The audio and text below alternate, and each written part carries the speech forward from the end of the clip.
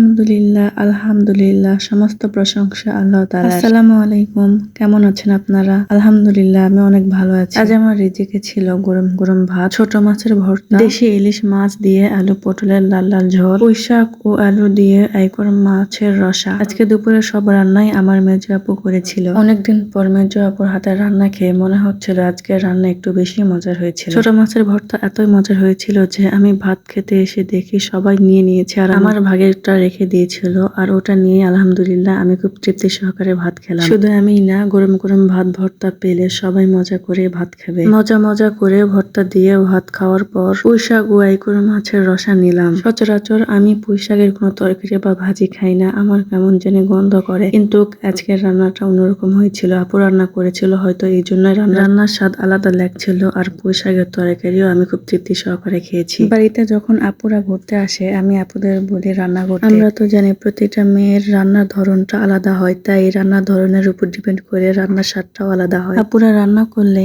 আম্মুর রেস্ট হয়ে যায় এবং মেয়ের মুখের স্বাদও পাল্টায়। আর আম্মুও বলে প্রতিবার নিজের হাতে রান্না খেতে ভালো লাগে না, কেউ যদি রান্না করে দিত তাহলে মুখের স্বাদ পাল্টিয়ে সাধারণ খাবারকেও অসাধারণ মনে হতো, আর সেই খাবার খেতেও ভালো লাগে। আইকর মাছ আর পুঁই শাকের এই রসা দিয়ে ভাত খেতে খেতে পাশে রাখা আলু পটলের ঝোলের দিকে নজর পড়েছিল, কিন্তু আমি মাছের ঝোলকে গুরুত্ব না দিয়ে প্লেটে আবারও সাদা ভাত নিয়ে পুঁই শাকের তরকারি নিয়ে তৃপ্তি সহকারে খেয়ে উঠলাম। আলহামদুলিল্লাহ, পেট মন দুইটাই ভরে গেল, আর তৃপ্তির ঢেকুর তুলে আল্লাহর কাছে লাখ লাখ শুকরিয়া আদায় করতে লাগলাম।